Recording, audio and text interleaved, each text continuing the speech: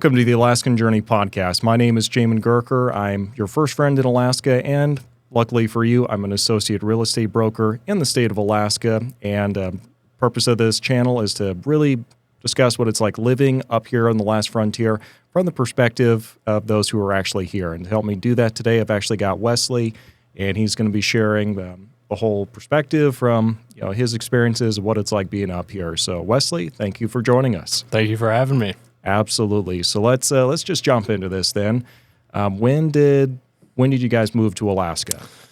June 2023, coming up on 2 years. It'll be 2 years in about 3 months. It's been an absolute blast. A lot of lessons learned. So I'm happy to talk about it. Outstanding. So what got you guys thinking about moving to Alaska? Well, actually, real quick, first, where did you guys come from? Tennessee. We moved from Knoxville, Tennessee. I'm originally from the Nashville area, so yeah, came from Knoxville, moved to Palmer in June 2023. What got us thinking about coming here is, probably what most people, when they think about moving to Alaska, imagine the outdoors, obviously, hiking opportunities, fishing, subsistence, just recreation and lifestyle, I guess. Yeah, outstanding. What did the family think? Or friends, family, what did they all think when you said you were thinking about moving up here? Definitely some mixed feelings amongst the family and friends, but was it really mixed, or was it pretty one-sided how they felt? no, it was mixed, and it at first definitely got some pushback, but we were lucky to have a lot of support and just backing. We were by the end of it, I think we were comfortable making the move. We were sorry. You're good. So, okay, looking at making that move, what really kind of made you guys decide to go and make that move? Because obviously going all the way from Tennessee to Alaska, it's kind of a big change. It's not like you're just going to Kentucky or something like that. So a little far afield, completely different lifestyle and everything from what you're used to. What compelled you guys to make that decision? Okay, yeah, I know I have a much better answer this time. It kind of froze up there for a little bit. But no, when I was 18, I had a good friend that has family up in Trapper Creek, Alaska, and I got the opportunity to go and visit them with a friend, and we stayed for a week and just had an absolute blast. It was the true Alaskan experience. So that planted the seed in my head, hey, maybe I could live here one day. So, but, at the time, didn't really have any set plans or anything and thought it's just a far-off possibility. But as the years passed by and my wife and I, she went through school and we were looking, where the job opportunities are, where we'd like to make the next move, because we didn't want to stay in Tennessee necessarily. We were kind of looking at western states for like snowboarding and just overall outdoor recreation. We wanted to have some adventure in our life. Yeah, it sounds like the Nashville, Tennessee thing wasn't really, didn't sound like it was serving you very well at that stage. Definitely. Now, I think Knoxville kind of planted that seed. We moved closer to the mountains, and that just kind of gave us a bigger appetite for it, I think. So, yeah, once we started looking at cost of living and what you get for the price, Alaska was just a front runner. Like, absolutely no doubt, you get so much value here for the cost of living. Really? Because that is like a pushback I get from people all the time, where they say it's so expensive and there's no way. How do people afford to live here? But you're coming from lower 48 and saying like it actually looks pretty affordable. Yeah, that's something I hear all the time, and I will absolutely push right back on that, because when you look at what you get, the beautiful scenery, no matter where you look, the trails, the fishing, the quality of life here is now in the winter. Well, we won't talk about that, but no, if you were to take the house that we bought, the piece of land, and placed it within an hour of any major city in the western U.S., it would be millions of dollars. But we didn't even pay close to that much. And people do talk about the cost of groceries in Alaska and all that being so expensive. It is a little bit more expensive. But mostly what people are seeing, I think, are like the far out villages and off the road system. Groceries are incredibly expensive. But, you know, we have Walmart here. We have Fred Meyer. We have normal grocery shopping. And just you pay a little bit of a premium, I think, for the transport all the way to Alaska. Right. But it's really kind of taken into consideration, if I had this same setup in Alaska, how much would it set me back? Because, I think the problem is a lot of people go into it with the mindset of trying to like cherry pick the best of both worlds and thinking that that's realistic. And it's like, well, yeah, you're not going to be paying as much for groceries, but also are you going to have a house with a good view of a mountain for less than $1 million? So you can definitely get that here. Yeah, absolutely. So was there any one moment you guys came to where it's like, we're doing this? Or is it just kind of a slow, gradual, slow drip that got you guys there? It was definitely slow, and my wife was apprehensive at first to go so far, but the more we looked and the more I talked to her about it, she slowly gained interest, decided to do a externship at a company here twice, and she enjoyed it. She absolutely loved the just being here. So yeah, we got excited about it, started, doing the whole thing and dreaming about, how we're going to do it, where we'll end up. And it's been a very exciting journey. So that's awesome. So once you guys made the decision, this is what we're doing, how long did it take you to be like wheels up and we're out? Because this to me is interesting. I help a lot of couples like kind of with this process and talk with a lot of people. Some people it's like 2 weeks and like made the decision and we're already we're on the Alcan, and other people it takes them years. So where are you guys kind of on that spectrum? I think from the time we actually considered it, maybe 2 years to the actual move. About 2 years. Got it. So you guys were you knew where you were going. You were just being very patient with it that whole time. Yeah, we had to finish up. She had to finish up some school, so that we couldn't move at that time. But it was a slow burn over 2 years and it definitely took some time to really commit to such a huge move, and so. Yeah, well, I mean, that definitely does make sense. It is, kind of as far away as you can drive without needing a passport. Well, I take that back. You do need a passport to get through Canada. Okay, but as far away as you can go without living in another country. Maybe that's the best way to put that. Yeah. Okay, outstanding. So you guys kind of chose the South Central Palmer, Matsu area. If you guys hadn't been able to choose like that, are there any other parts of Alaska you think you might have gravitated towards? No. It's all or nothing here. Yeah. No, I mean, as far as, no, it'd definitely be South Central. We did not consider anything else really. I mean, we talked about Fairbanks, but knocked that off pretty quickly. It is so extreme. Yeah. Yes. The weather, you get the extremes there. So, yeah, we didn't really want to put up with -40 for a couple weeks at a time. I think the coldest we've gotten here at our house recorded is like -20, and that was very rare and brief. So yeah, I mean, that's still like cold enough. You step outside, if you're not bundled up, you get like a sense of panic almost. So yeah, it's more pain than anything. It's not fun. No. It's not fun. So what were some of the big initial challenges you guys had when you were in the process of moving up here?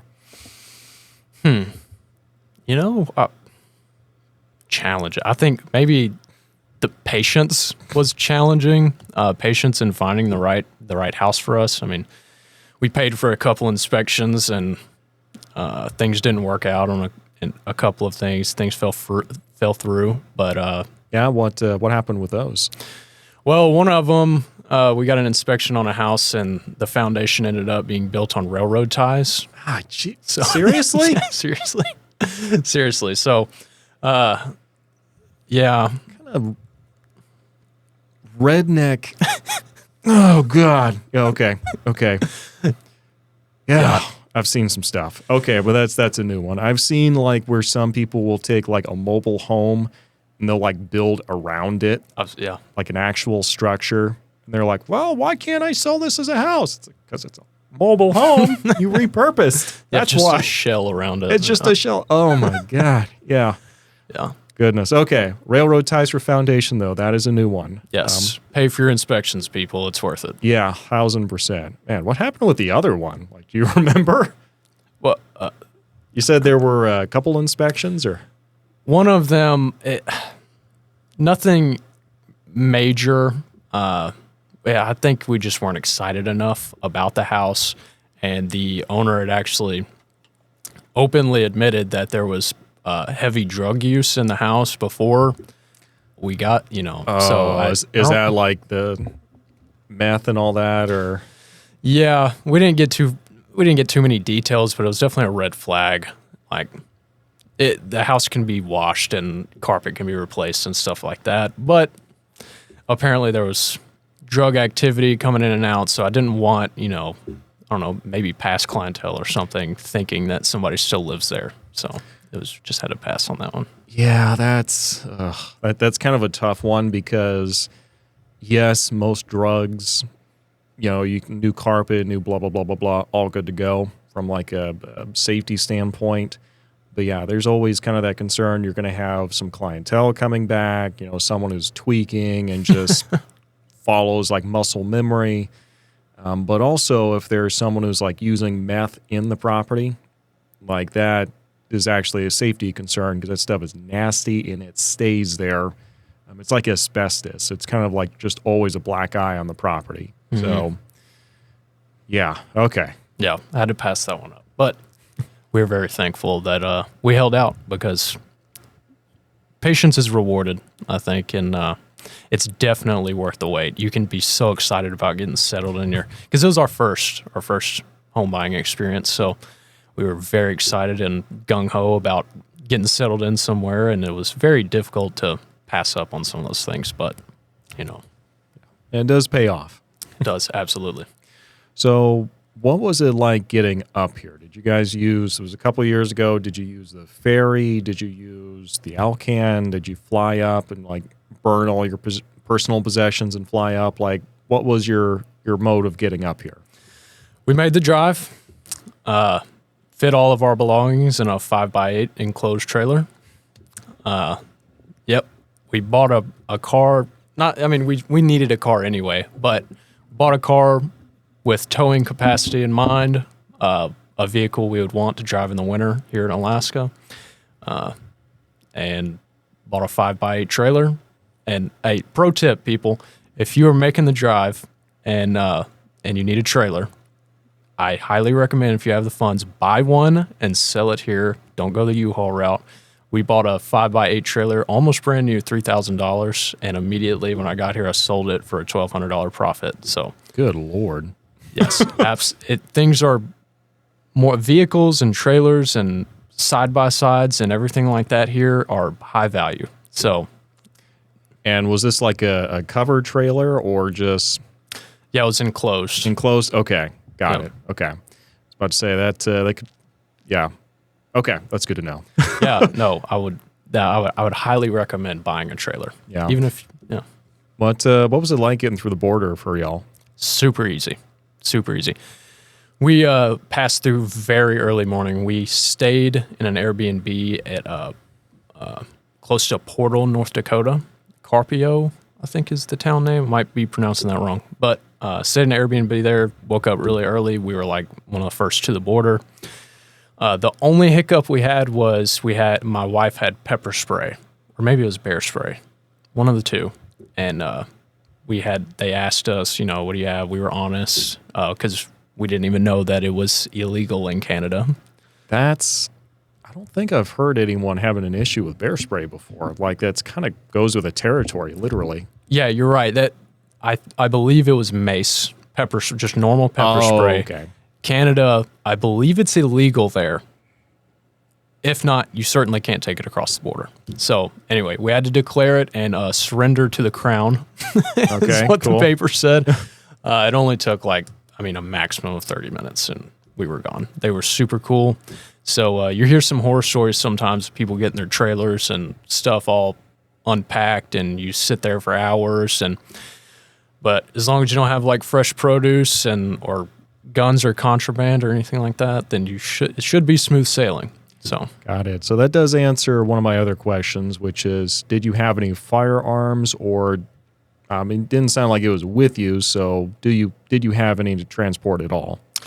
No, we did not bring any. Did have firearms. I left them at a family member's house, and I've since flown back and then taken a TSA approved gun case and flew them back up to Alaska. So that's a much easier route. It's actually really easy to fly with guns.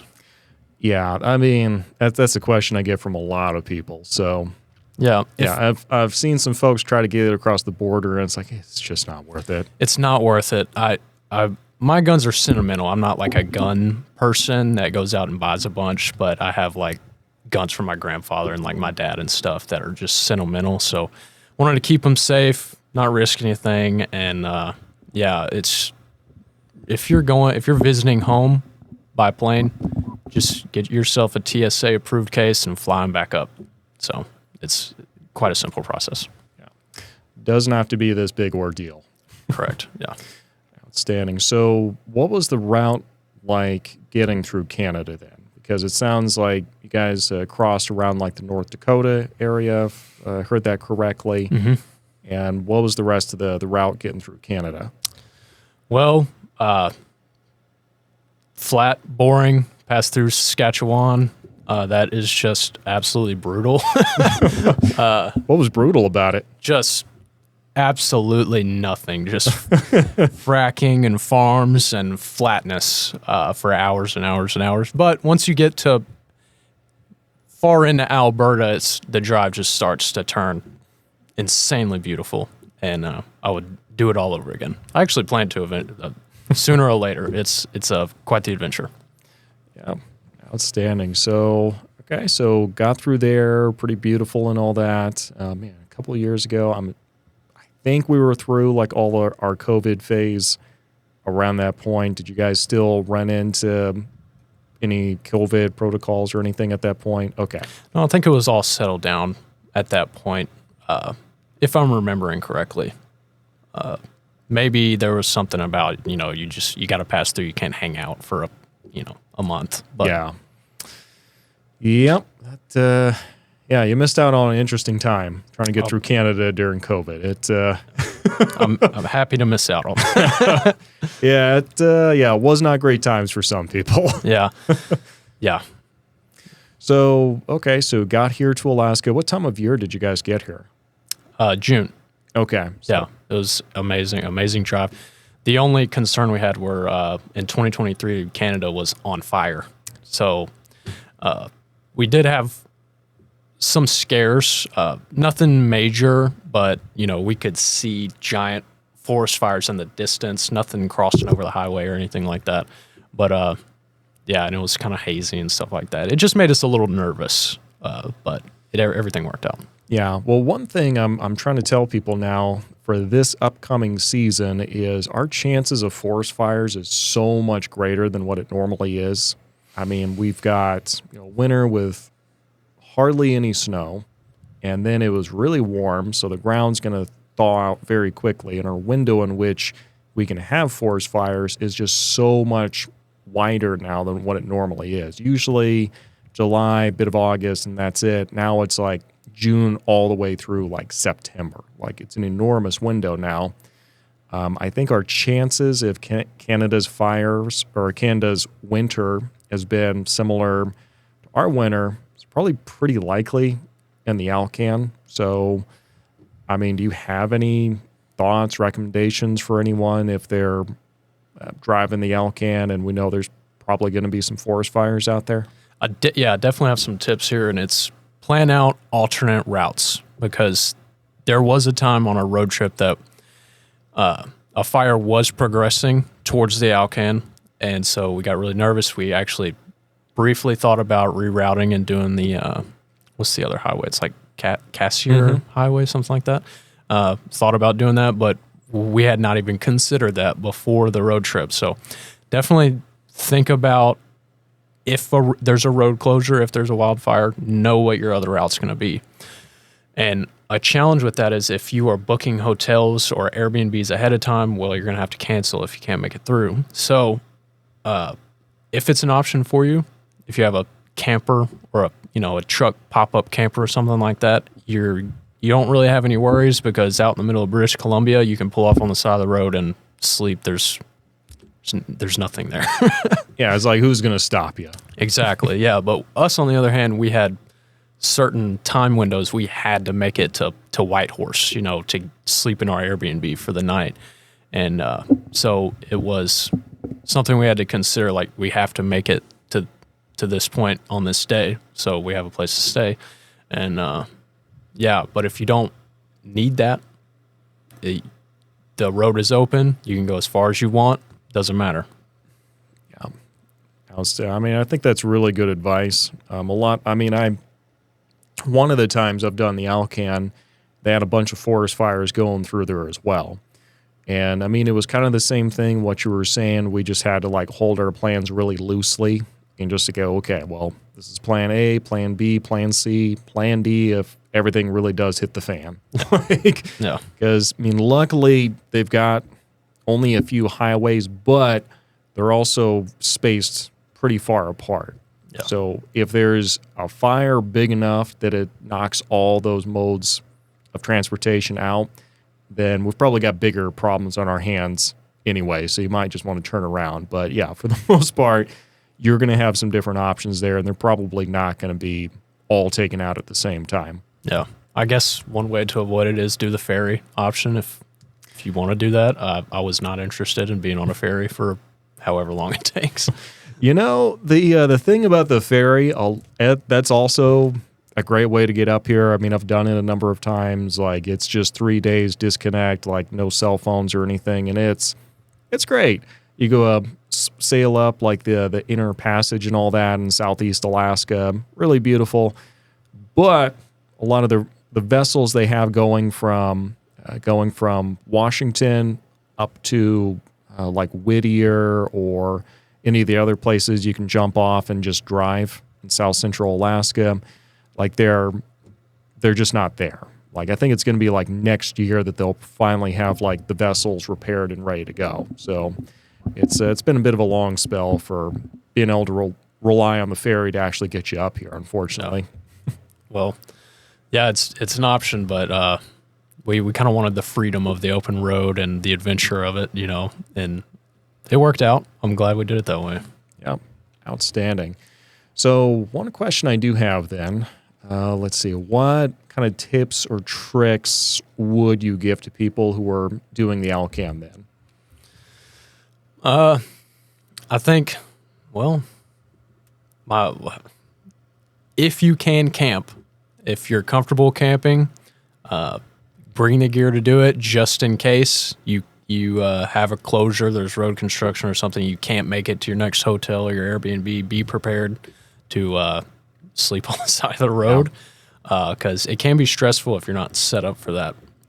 You have to make it to the next town, and if also there's so much stuff to see along the route, just insane scenery. So you might want to stop somewhere and take a hike or see certain sites, and you don't have to worry about making it to the next town. If you want to enjoy something, you can stay there all day and enjoy it. So there was definitely a few spots where we wish we could have stayed longer.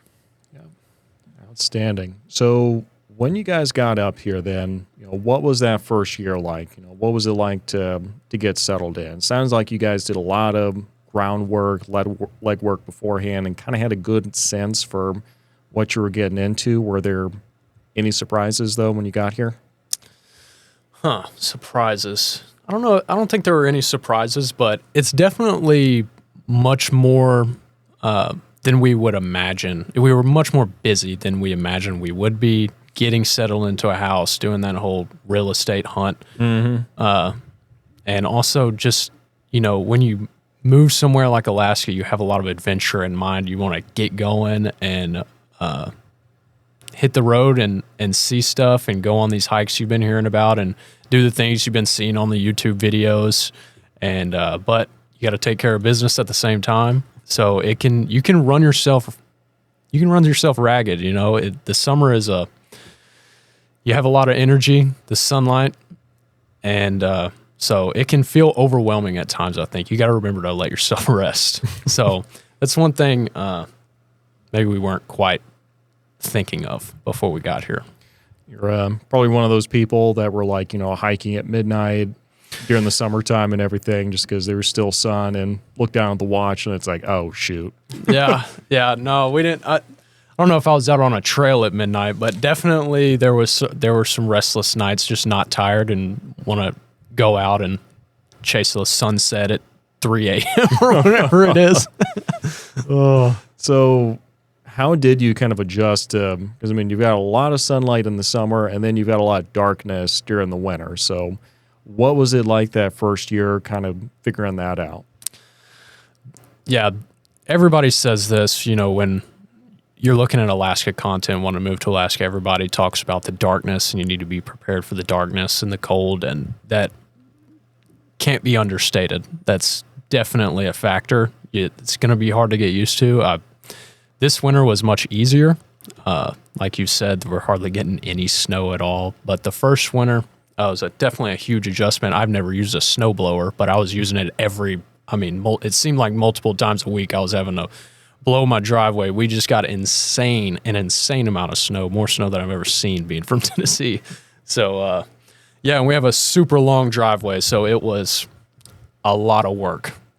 Didn't have a snowplow, just a 28-inch snowblower. Oh, geez, just full-time employment just with that. Oh, man. Yeah, it was pretty brutal, but you know what? Learned a lot, man. It was honestly fun. Sometimes it would get really annoying having to blow the driveway for the third time this week after getting dumped on, but it's all a part of the fun. You just got to remember, you're blessed to be here, and I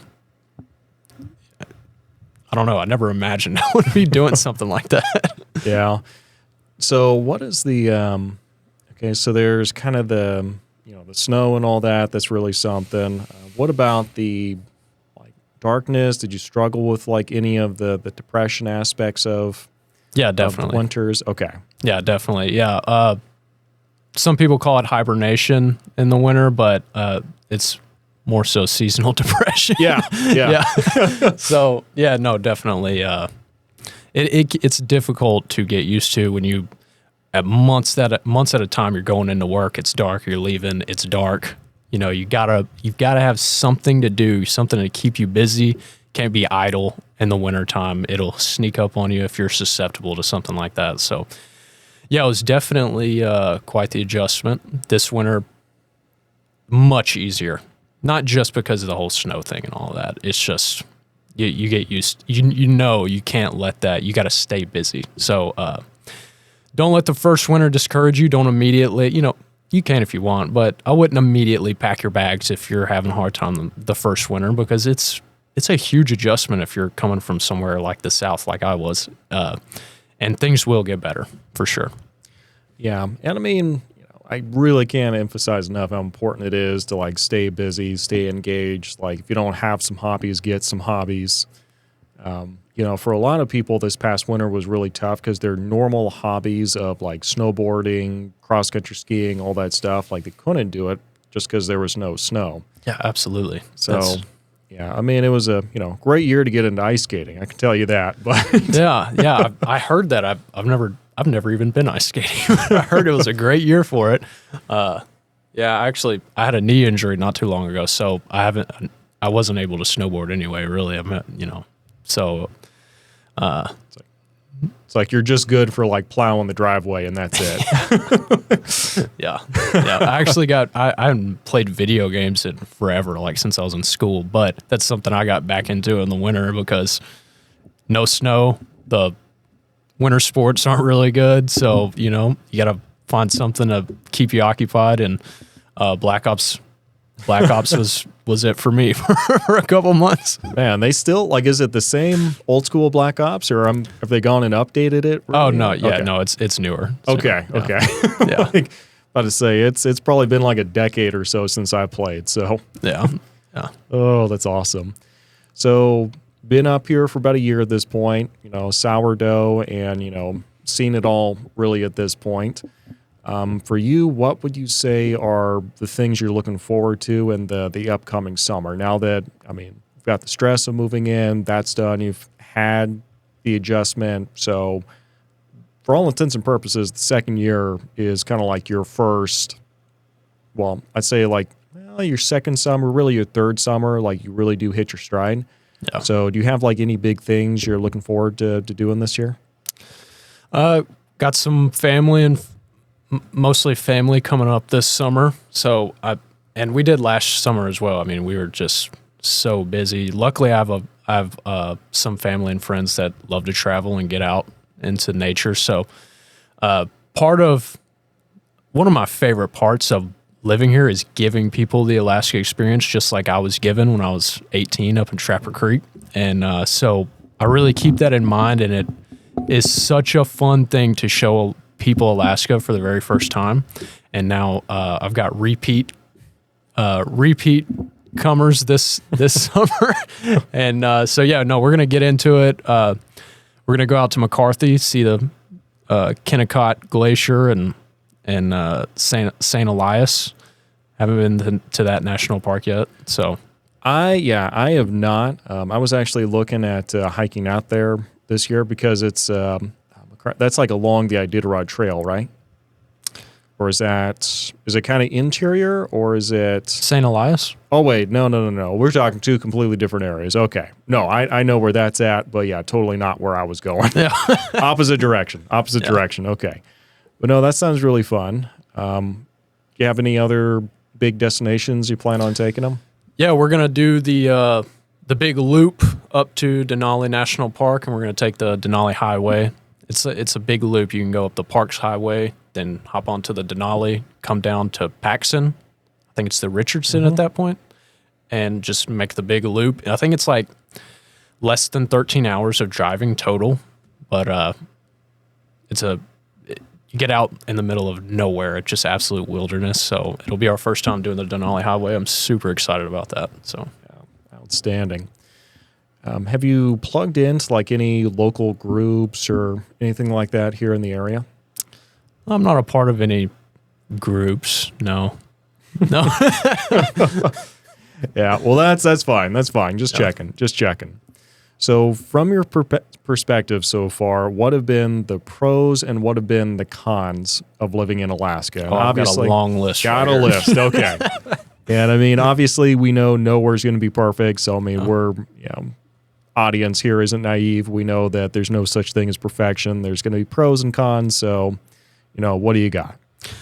We've already hit on a couple of these, but obviously the scenery everywhere you go. If you're on the road system here, just about anywhere you look, there's going to be mountains. There's going to be beautiful braided rivers and wildlife. And it really never gets old. Never gets old. You might, on your daily drive to work, you're not really awing over the mountains maybe, but every time you hit the road on a weekend or something, it just is beautiful no matter what. Another big thing for us is subsistence. We're not like homesteaders or anything like that, but just to provide a little bit of our needs from our property and from the land is just one of the coolest things ever, in my opinion. Like we love to just go out and pick berries, and we have raspberries growing at the house and rhubarb and some haskap. And you wouldn't think Alaska would be somewhere where just food grows naturally, but in the summertime, man, it's just like there's a constant schedule of different berries coming out and stuff, and it's just so fun to go find them for yourself. Just go out and on a hunt for them, and you can get into the groups and see where people are going and stuff like that. But yeah, that's been such a cool experience that we've really enjoyed. Yeah, I've kind of found Hatcher Pass to be the best place for bluebirds, by the way. So Hatcher Pass, oh my God, that is a pro in itself. Hatcher Pass is just, it's insane how it seems like it's just out in the middle of nowhere, but it's 15 minutes from town. And you're just out in the beautiful mountains, nothing around. So yeah, have you guys driven the Willow Fishhook Road? On the western side of Hatcher Pass, right? Yep. Yeah. That's it. Yeah. Yeah, I mean, I just did that like last year for the first time myself. And I mean, I just didn't realize there was, that whole road connecting, going all the way through Hatcher Pass, but it's only open like 2, maybe 3 months out of the year. So yeah, no, it could be a national park in itself. I feel like it is just absolutely beautiful. Far less people than you would imagine go out there. And that is the mainstream blueberry area. A lot of people go out there and pick blueberries. So if you are on the hunt, just know there are a lot of other places too that have less crowds and less overpicking and stuff like that. So don't be scared to get out there and just go look. Just go out and look. You don't have to rely on these Facebook pages and stuff for people to point you the way. Just get out. It's like, I mean, what do they know anyway? Yeah, and they're telling you about spots that they know of and a bunch of other people know of too. So if you really want to get out there and get the reward of finding your own spot yourself, that's just the most rewarding thing ever. You just out there by yourself, your own little spot. So yeah, I mean, we'll move on from blueberries here, but yeah, just when you're out there, just don't get so obsessed with blueberries you forget to look up and like see bears around you, because that's a real problem. Most definitely have your bear protection. Outstanding. Well, what are some more pros or some more cons? Man, another pro would be there are a lot of other people in our same situation, new people in Alaska. There are so many people coming and going all of the time, which will lead to a con. People leave all the time. We made some really good friends who recently decided to move back to their hometown. I think they're tired of the darkness and stuff. So that's a con, but also a pro because there's always new people who are also looking for friends and stuff to do and stuff like that. So it's, as long as you're getting out there and, you're talking to people, you can meet people pretty easily. So definitely a pro there. I mean, you got the ocean. The ocean's a short 2.5 hour drive from Palmer, about 2.5 hours from Palmer, maybe 3. Yeah, I mean, some people like to point to the inlet and say, well, the ocean's right there. It's like, no. Not really. No. Not really. No, I count like Seward. Or Whittier. That's pretty much the ocean. Yeah. So, yeah. No, you got deep sea fishing opportunities. We did a long range halibut trip out of Homer, which much further drive, but Homer is absolutely epic. I would definitely recommend a little road trip down to the beach there. And if you do a long-range halibut trip, be prepared for rough waters. We were not. You spent a lot of time throwing up, huh?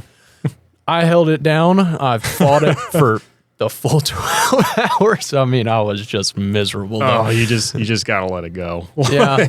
Yeah, maybe you should let it go. A lot of people on the boat did. There were huge swells, but I fought it. I stayed strong. I should have just let it go, though. Yeah, no, the last time I wasn't halibut fishing. I was out there for a whale watching tour out of Seward. And like just as soon as they stopped, like the boats rocking back and forth and I'm feeling it. I go out there and it's like I'm about to hurl. I look over and I see like, it's like, dadgum. It's like the coolest guy on the ship. And it's like, great, I'm going to throw up in front of this guy. Awesome. We all know that guy. You look at him, he's like, yeah, that's the coolest dude. And yeah, I was like, great. Now I'm instantly like the omega of this group, pretty much bottom of the chain. Don't be scared to throw up, people. Don't be afraid to throw up. Just know it probably will cost you some social points. There will probably be other people throwing up, by the way. There were like 3 people hanging off the deck. As soon as we stopped, it was fine. You're hitting the waves, boom, boom. But when you stop and you just feel that. Just rocking. Oh, people just one by one started.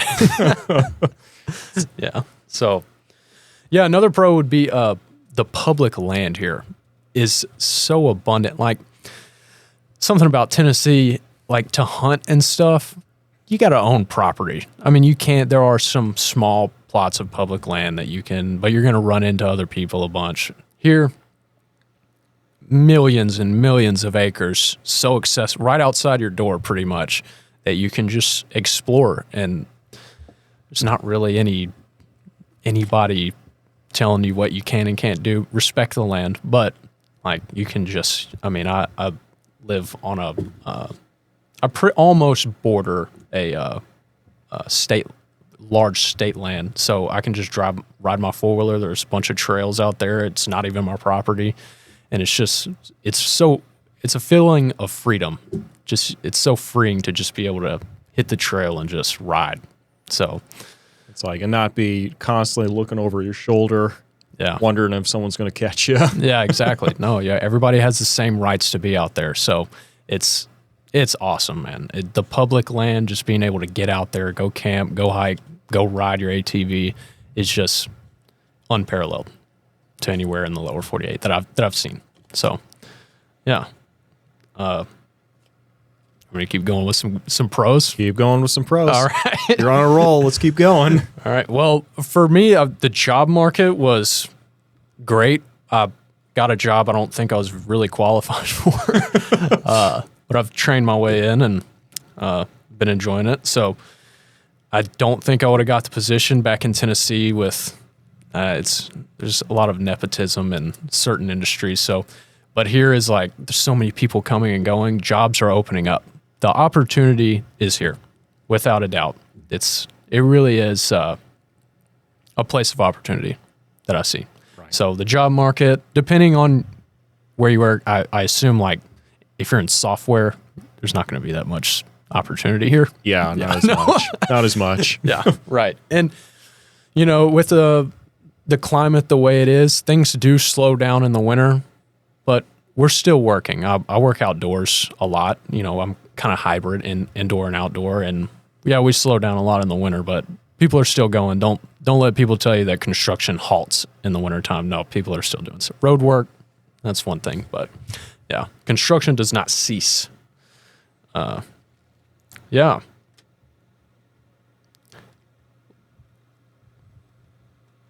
Facebook Marketplace. That's best in the country. That's a pro? That is a pro. Okay. Weird pro, I know. But I have gotten the best marketplace deals ever living here because... man, when people move out here, they do not want to deal with bringing a bunch of stuff back with them. They're like, we're talking about the same marketplace here, right? Alaska. Like we're talking about the same place. Okay. Yes. Like, you don't like Facebook Marketplace here? Dude, Alaskans do not understand the concept of negotiating. Really? I've had times where it's like a $50 knife on there, OBO. So I'll go and be like, okay, well, you take $35. And he's like, no, I said $50 or best offer. And it's like, wait, you think someone's going to offer you more than what you asked for? Like that's the stuff I've been dealing with, but sounds like you've got a different experience though. I guess I cherry pick, I pick and choose. Yeah, I don't deal with if people want to like, you know, be all firm with their price and stuff. It's like, all right, I don't need it anyway. Yeah. But no, I've gotten some absolute steals. I got like 2 big Craftsman toolboxes full of just random tools and like bins. This guy was just like moving out of the state and was done. Didn't want to deal with anything. I picked all that up for like $250. Nice. Yeah, no, it's incredible. Actually, I got a truck off Facebook Marketplace when I first moved here. I didn't even have cash. I didn't even have a bank account here. That's something for people to consider. There are not a lot of banking options here. Get set up before you move because I found a great deal on a truck. had no cash, and I had to talk the guy into holding it for me. I was like, hey, I'll give you a couple $100 to hold it. Maybe he wouldn't take it, but great guy. He held the truck for me and wait until like the next week when I had a bank account set up with a local bank here. So I think Wells Fargo is the only major bank in Alaska, if I'm not mistaken. So Yeah, that's about right. I mean, I've got Bank of America, and they used to have an ATM in Anchorage, and now they've just got nothing. So, yeah, Wells Fargo. yeah, which I don't even bank with them. I've heard some bad reviews, but yeah. Oh, another pro. Now, this also comes with a con, and it's the fact that we don't get a lot of concerts. We don't get a lot of, festivals year round or anything like that. But when we do, the energy is incredible. People of Alaska, we're all starving for concerts and energy and listening to live music and that sort of thing. So we don't get it often. So when we do, it is an absolute party. It is so fun. Like last year, I went to a small concert. It was the California Honey Drops at the Palmer Ale House. And it was like pouring rain, and nobody cared. Everybody was just having a blast, dancing. They were just such a groovy band. And yeah, it's just, I hadn't experienced that sort of energy yet. Just pure bliss. It's just so awesome. So, yeah. All right, last pro, the political atmosphere. I think America has become so polarized. Everybody has such strong opinions, but in Alaska, most people are like, let me live the way I want to live and leave me alone. Not trying to impose anything on you or anything like that. It's a very independent type state. Right. That I've seen so far. Outstanding. Yeah. Well, what are the cons then of living up here? Got a long list of those too. Okay. All right. Number one complaint about Alaska is the food scene. Coming from Nashville, I mean, it's kind of embarrassing to compare the two, isn't it? Yeah, my number one complaint, Mexican food, my favorite food ever. I have not had anything in Alaska that even compares to stuff in the lower 48. So, definitely a huge con. If you're a foodie, don't think you're going to find like a bunch of hidden gems here. I certainly haven't. Yeah, that's fair. That's fair. Now, I do live in the valley. I won't speak heavily on Anchorage because I have had some places in Anchorage that are pretty good. But in the valley, negative. And if it's good food, you're going to be paying. You're going to be paying a lot. Yeah. So. That's fair. Yep. That's harsh, but very true. That's fair. Yeah. So, no, if y'all have any recommendations, please let me know. Another con would be the cost and length of travel from Anchorage. Costs a lot of money. We love to travel, love to get out there, see new things, and you're always going to have a lot more travel expenses and length of flights and stuff like that if you want to get out, especially international. So, yep. A big one here is your list of wants when you move here is going to grow exponentially, and it's never going to stop. There's so much new things and activities that are available here, and they usually have a big startup cost. Yeah. So, yeah, in the winter, a lot of the fun things to do require good equipment. You don't want to get out stranded in the middle of a winter on a crappy snow machine or something like that. You want to get something nice, and that list of things keeps growing. You want a side-by-side in the summer and the fall, and then you want a nice snow machine in the winter and ice fishing setup and all this stuff, snowboards, skis, ice skates, whatever it is. But endless things to do, so it can be a pro too. Yep. Absolutely. No. So,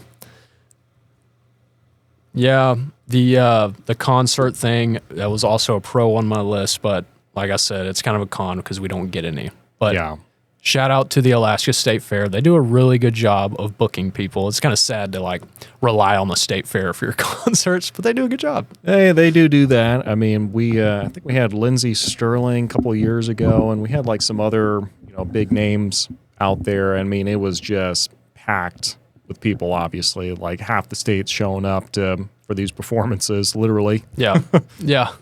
Yeah, no, they do a great job. I think last year we went to Mount Joy. They're a pretty big band. They killed it. Absolutely amazing. I think like Whiskey Myers came, Wyona Judd, Ludacris. Ludacris sold out 2 nights in a row, I think. Don't see that yeah, you wouldn't expect in Alaska. Yeah, no, I was surprised that so many people wanted to see Ludacris. See, Aaron Watson, like I know he came up here, like must have been like 5 years ago or so, but yeah, Aaron Watson, he came up, the most northern tour he's ever done. Yeah. Yeah, so you're not going to have a whole lot of concerts or big events going on, but when we do, people love it, and it's great energy. So, yep. Another con is it comes from false expectations, I think. When you think, a lot of people think of Alaska and they think of world-class fishing and hunting, and which that does exist. But you have to remember, there's a lot of people that live in Anchorage and in the valley. We're talking hundreds of thousands. Mm-hmm. And they all like to do that stuff too. So don't think you're going to come here and get to go to some easy access river and nobody's going to be there out fishing. There's going to be a lot of people. So yeah, combat fishing is definitely something you're going to get familiar with, and you're going to have to get comfortable with fishing amongst crowds. So yeah, and be friendly, because yeah, that's kind of the fun out there. Usually you're just shoulder to shoulder with a bunch of Alaskans who are into the same thing you are. Usually you can strike up a conversation pretty easily, and makes for a fun time. But yeah, you're gonna have to socialize a little bit, which makes a lot of people have the same reaction as the wild witch of the West would have if you threw water on her, unfortunately. Yeah, not a lot of people want to be conversational when they're out in the wilderness trying to catch some fish, or it's just not what you have in mind when you go do that stuff. You kind of want to disconnect and all that. So a lot of people have I certainly did have false expectations. So definitely had a reality check when I went and hit the Russian River and went down to Seward and tried snagging and that sort of thing. I mean, just gobs of people. Yeah. So you got to get used to that. And most people are very friendly and they'll help you out and give you some pointers. Other people don't really care for newcomers. So you just got to feel it out. Most people are nice. Yeah. So yeah. Yep. So yeah, that can be a con, but you know what? The opportunity is there. So it's also a pro. I mean, we still have salmon to go catch. We got beautiful rivers, and yeah, so it's a pro and a con, just like a lot of these things. Yeah. And I mean, it makes you feel any better. If you met those same people and you were both salmon shopping at the grocery store, they would probably be just as surly. Some true. of them. So that is true. So yeah, one con specifically to the house we bought, which we totally love, and I would not change anything, but no natural gas. So we use wood heating, wood stove, and heating oil. So, which is very expensive. It is so expensive. So you gotta, it's a lot of hard work if you don't want to spend $350+ for a cord of wood and you want to do it yourself. It's a lot of work to do that. Mm-hmm.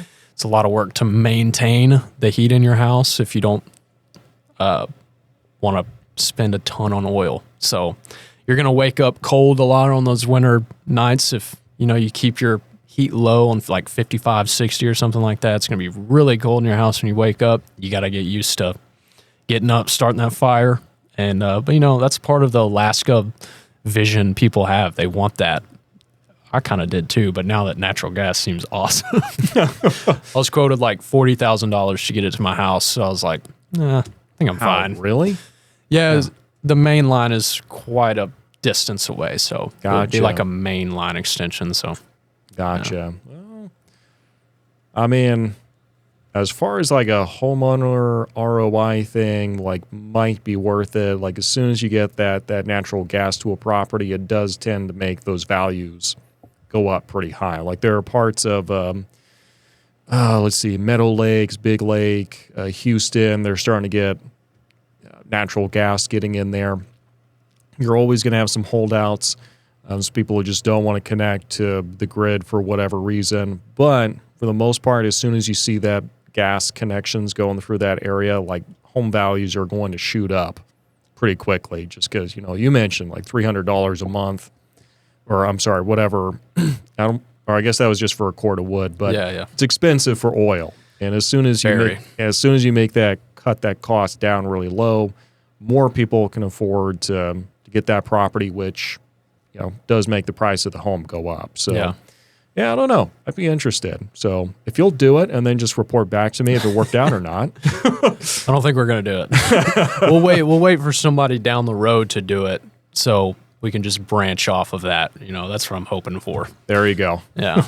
So, yeah, a con, I guess, would be unpredictable winters. I mean, the contrast between winter 2023, 2024, and 2024, 2025 is insane. I mean, the difference is ridiculous. So, you never know what you're going to get. You could get a winter with just amazing powder and be able to ski and snowboard all the time and just have a blast. And then the next winter, there's no snow. Somebody told me at my work that every once in a while we'll get a winter with like no snow, and I did not believe them. I was like, "This is Alaska. What? No, there's no way." But no, we saw that this year.